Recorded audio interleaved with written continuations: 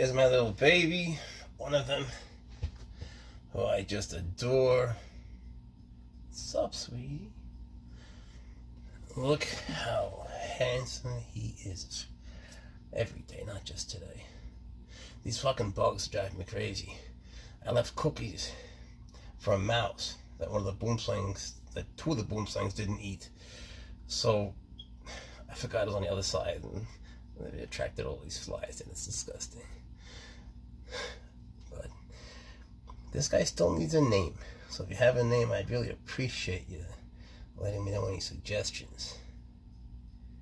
He had a couple of issues, but they're resolved now. Some little health issues. Not big ones, but took care of them. Sometimes, well, a lot of times, these health issues can be stress related. You know, so much of it is humidity. Like most things are usually like humidity derived, like not shedding properly and all that.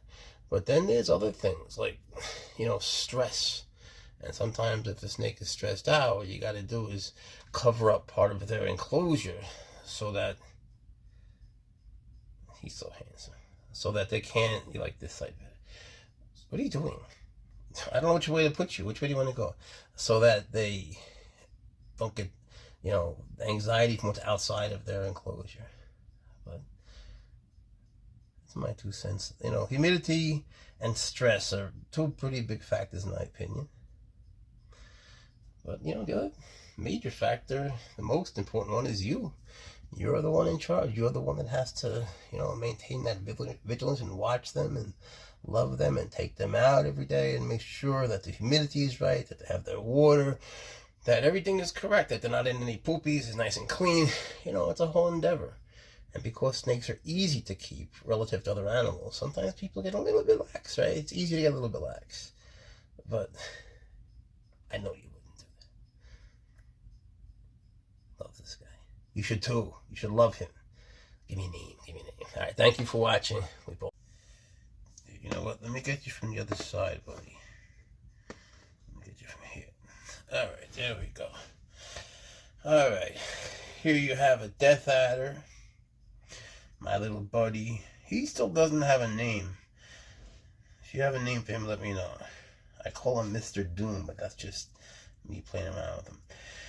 Anyone that has one of these things, we love to tell you, to remind you they have the fastest strike in the world because it makes us feel cool. And it makes me feel cool too. So he has the fastest strike in the world.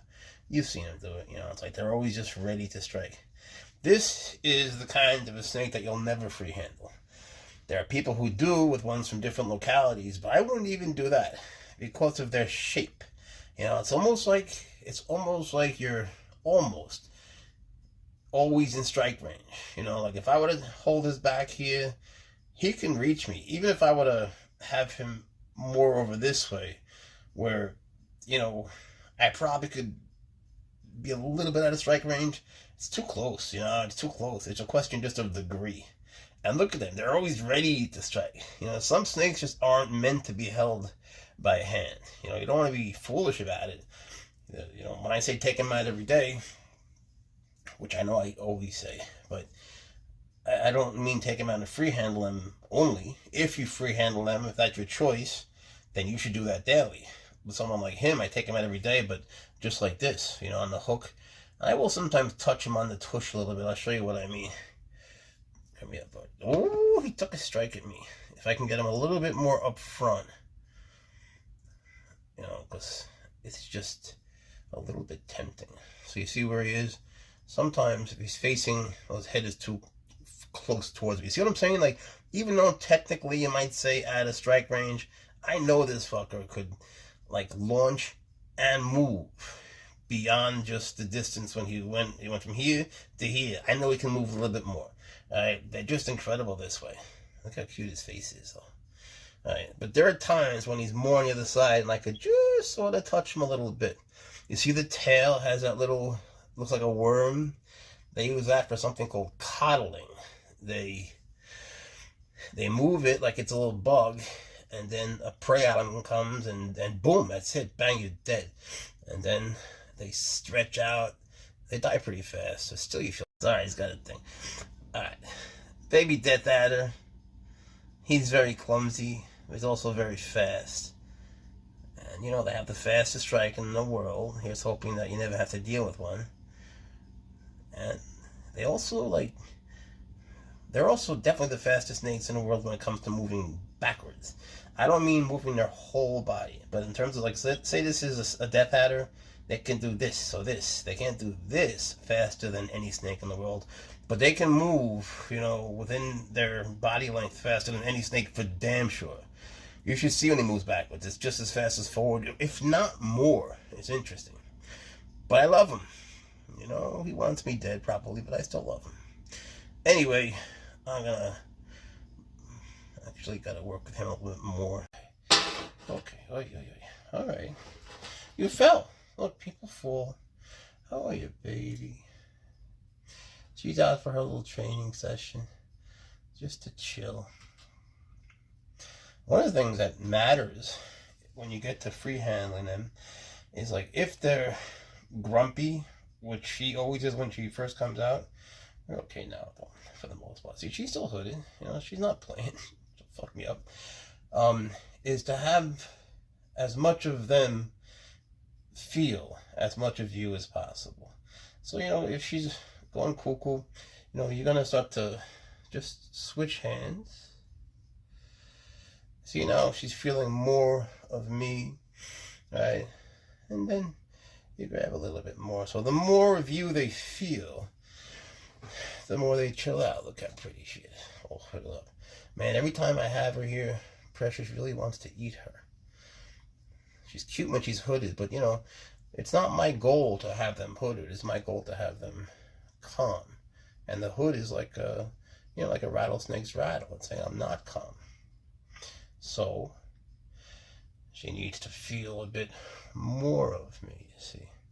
And that calms them down, because you move in certain ways, you sort of shake in certain ways, and you wiggle, and you have a certain body heat, and you're just sort of going into their world, right, and holding them, and they're like, what the fuck, right?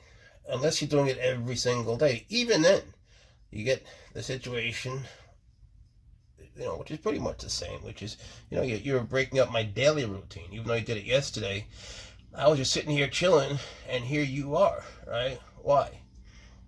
You know, so the more you touch them, they get used to, like, there are little tremors in all of our hands. They get used to that. They get used to you, and then you get used to them, because they have the same thing going on. They have all their mannerisms, right? So it's a cyclic thing, right? You're feeling their patterns of movement, you're feeling theirs, and it all works out well.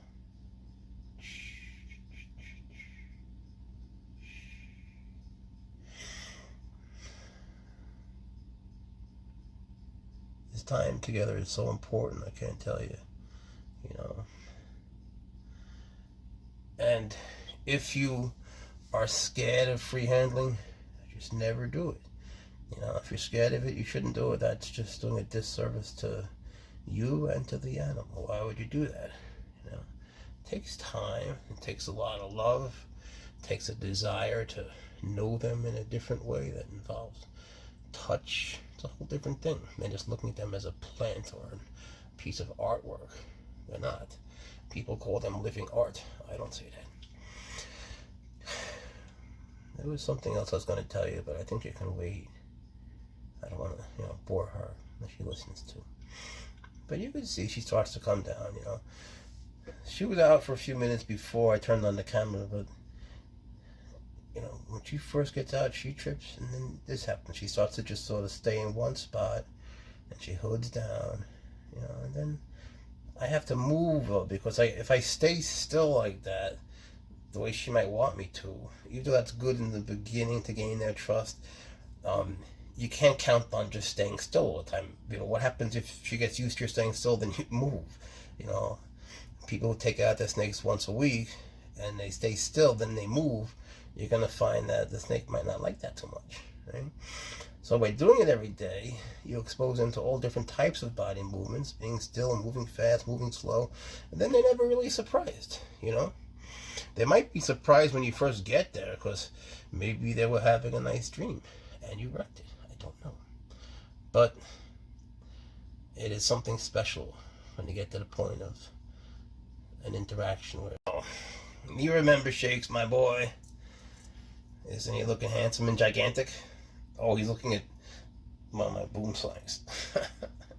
Neither one is sure who could eat who. I know. But we're not doing that today. So, he's going to eat, but thought I'd take him out and show him to you. He's getting so big. He's only one, and I had him since he was just this itty-bitty tiny thing. And, since we take him out every single day, he stayed so sweet and nice. Look at him. He's just a good boy. When he goes back into his little house, then he changes and he rattles his brains out. He never struck at me, though. No matter what has happened, he's never struck at me. And I could swear, when I'm giving his food, he tries not to get me. Or I'm wrong, but it sure seems that way. All right, buddy, you did good. He's a good YouTuber, isn't he? Yeah. You know who this is. You know Precious, my beautiful girl. And just by the way, she is not a black mamba. She is a boom slang. Right now she's identifying as a queen cobra. They don't really call them that. A king cobra female. It's still a king cobra. But everyone thinks she's a black mamba. She's not. She's a boom slang. And she's proud of it. And she's really just one of my very best friends. Just watch how she moves, the way they move, their texture, their colors. The males have, why are you cold? You've been under the lamp the whole time. The males have this rich, lush green. The females have this tan, but she's going to get darker. And my male is going to become black. Mine are a little different. But cool, right? I don't think people necessarily understand what I'm doing with my snakes. I'm not trying to prove how brave I am. People keep writing comments about my big balls. I'm not like that at all. I'm really not. In many ways, I'm just a chicken. I just am someone who's willing to do this every single day. That's all it is, And I admit that I have something that I'm terrified of that makes me sort of unafraid of everything else and everyone else. I'm not afraid of really anything because I'm so terrified of that one thing. That's not bravery. It's the opposite. So, not being afraid certainly helps, because they sense that. And I love her. And she senses that. I don't care what anyone says. But it's not a question of, having big balls and reaching into a tank and grabbing a snake that's venomous that you've never handled before with a hook. It's nothing like that. It's the opposite. It's daily training with non-venomous and then with hooked venomous, for a long time. And then eventually start to replace the hook with your hand when you're very sure of what you're doing. She came wild caught. She didn't come like this. She was nuts. Boom slangs have a reputation for being nice. Most are. But, when they're in a new place and they've lived in the wild their whole life, what do you expect them to do? And you should see her boyfriend. Oh, he hates me, man. He hates me. If you free handle him, he ghosts you. So you have to free handle him. I haven't posted much of him because I feel like he's going to give boom slangs a bad reputation. Whereas Precious is the ambassador. Right, baby? She's a good girl. The other two, they're both nuts. And here you have him. Ferdinand, my little baby Ferdinand, who's so nice. Are you feeling nice today? He's a good little, I love this guy. He was just a wonderful Ferdinand's ambassador, if there is such a thing. He's a good little boy. He's very, you still have that on you? I took that out of your mouth yesterday. What'd you do? You got it on your head. Oh, you got schmutz on you. Well, I'll be back. Oy. Here's my little true water cobra, Bubbles. She says hi. She has become a spunky girl. She was very chill, and now she's not. She's twitchy. You see how she's become sort of twitchy?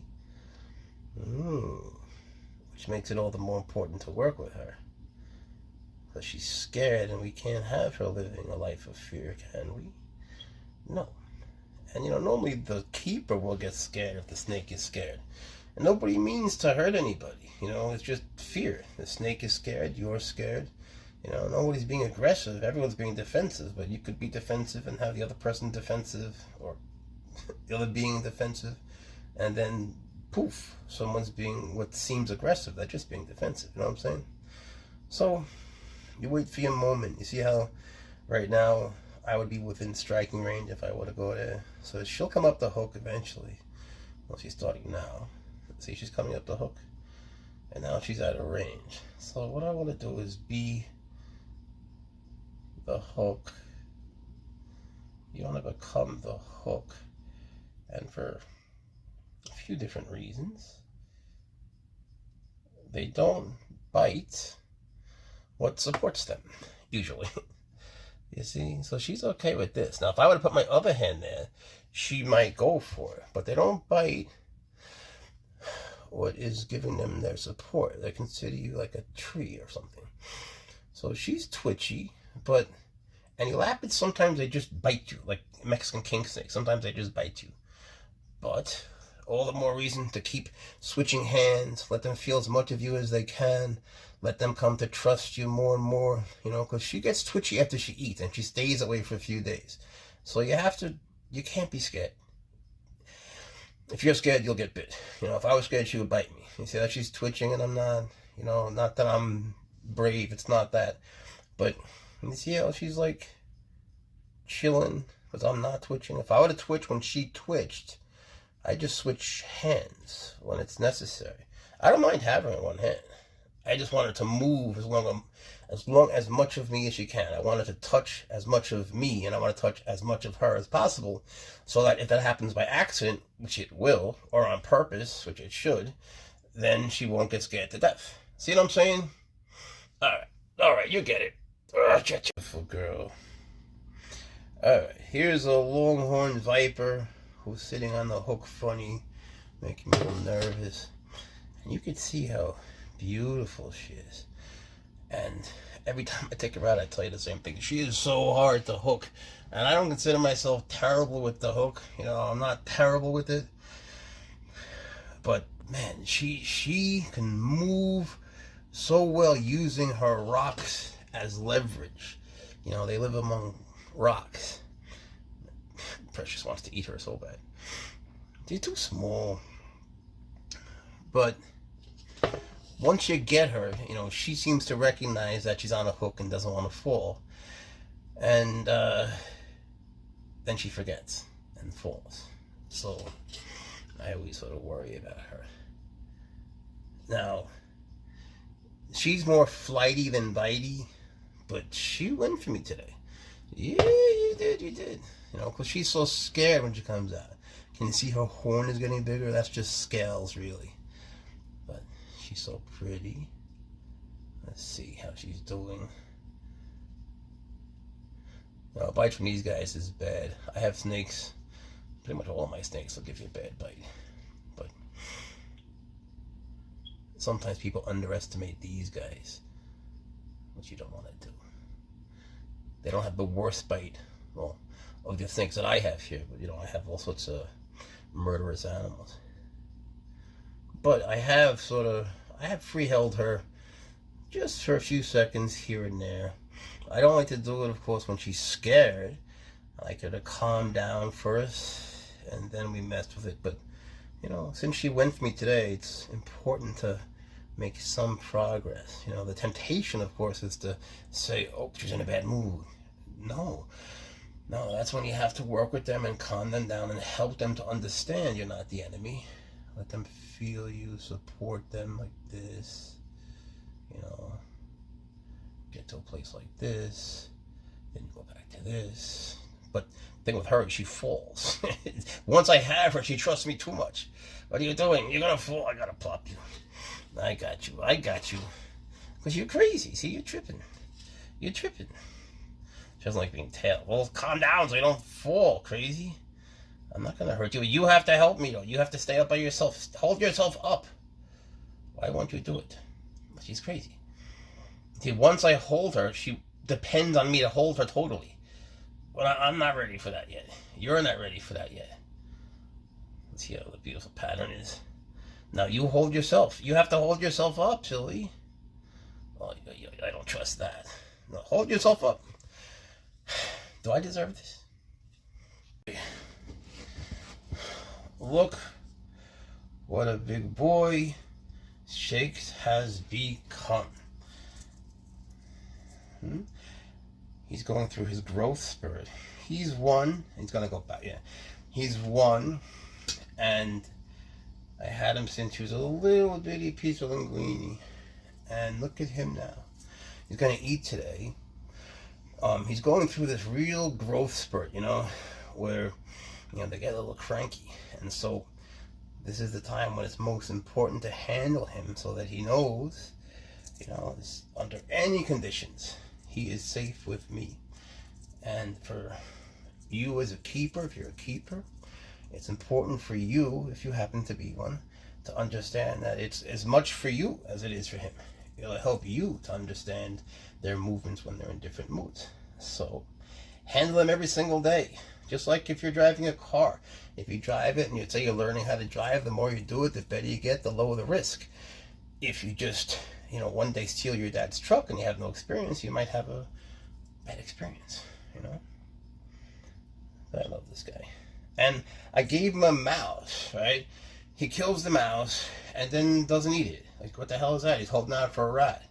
What was that about, buddy? What was that about? I love his little face. Beautiful Zabcan rattlesnake. He needs a name. I need suggestions because he's feeling, an identity crisis these days. He needs a name. I can't have an anonymous snake. Look at that face. Oh yeah, I love this guy so much. He's just such a sweetie. Look at that. If people only knew, if people only knew how far you can come with them, he's just a good boy. Look at that. Beautiful baby. And he'll stay there all night, and he has stayed on my arm forever. But my back hurts like this, buddy. He wants to just stay. But my back really does hurt. How about like this? That's better. Now you can stay. You like it there, huh? He's just a good dude, He's curious about his world. He wants to explore. He wants to know things, He's just good. Love him. Anyway, I gotta work with him, so better turn off the camera because we have some moving around to do. He says thank you. Say thank you. Says thank you. Say thank you. Give him a kiss. See, he gave you a kiss. All right. Thank you for watching. We love you guys. So here's a little baby Ferdinand. Who has schmutz on his head. You got schmutz on your head. So I'm gonna have to take off. What'd you do? What'd you do to yourself, Ferdinand? It's just schmutz, he likes to muck around. But he's freshly shed, looking wonderful, feeling wonderful. And he's also very calm and placid. He knows I won't hurt him. He's promised not to hurt me, because that would suck. He's a good boy. All right, Ferdinand, I appreciate you. He says bye-bye. Here's my longhorn viper. She's just nuts. When I hold her, when I replace part of the hook with my hand, she stops trying to stand a hook. She only wants to be free-handled. I don't feel like she's really ready for that yet. And she went for me today. But this is what she wants, but you can't always get what you want. So, she's crazy. She's crazy, as is everyone in this house. Okay, stay there by yourself. Stay there by yourself. I'm not going to hold you all the time. Stay there by yourself. She's just silly snake, but beautiful and sweet. And I love her. Say goodbye. Longhorn viper. A little crazy today. Very crazy today, actually. Easy, girl. She was much better yesterday. The thing with her, she has this weird thing where she stays on the hook fine, and then I replace the hook with my hand, which is what you should do. But then she depends so much on me holding her, like she wants me to hold her exclusively. I'm not ready for that, and neither is she. And then she falls like that. She's got a thing, don't worry. But don't fall out of the thing either. She wants this, you know, and I'm not ready for that yet with you. I'm not ready for that. So now, once I use my hand, she won't stay on the fucking hook, but she does before I free handle her. You see what I'm saying? It's like she wants to be free handled, but she's not ready. Now where you going, you crazy goose? I'm gonna let go, and you have to hold yourself up. That's not it. That's better. Don't fall. You have to do it by yourself. Stay. Okay. That's good. Now, you do it by yourself. Good girl.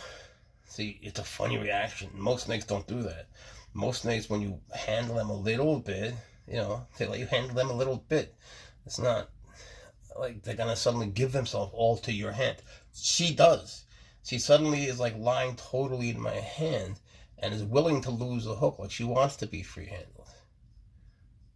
Is that what you want? Alright. Oops. You went on the slide, huh?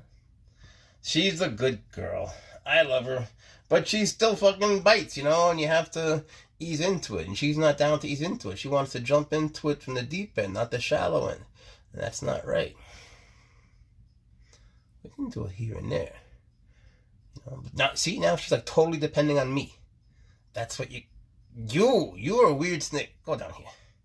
Go down here. You'll be a good girl. You're crazy. I can't hold you all the time. What a weirdo. What a weirdo. See? You are driving you crazy. Don't blame me. Whoopsie daisies. This is just like silly. It's just silly what you do. You get a good look, no? You see how pretty she is? Don't get me wrong, I will hold her in my hands. But, you know, on our terms, on my terms and her terms. Not just her terms, not because she wants to jump into it, you know, because it has to be the right time. Now she's chilling out. Alright, I'd rather keep working with her instead of boring you. Thank you for watching. I hope you can see how pretty she is. She's a beautiful girl. Thank you, folks. Bye-bye. Good day. Alright, we have Bubbles. She's a true water cobra. Meaning she always tells the truth, but you know, she's venomous. She's a real cobra. She's not a false water cobra. And she is, you know, twitchy. She's gotten twitchy. You know, somehow after she eats, she gets that way, even though it's been a couple of days. She'll stay this way for a couple of days. But all the more reason to work with her.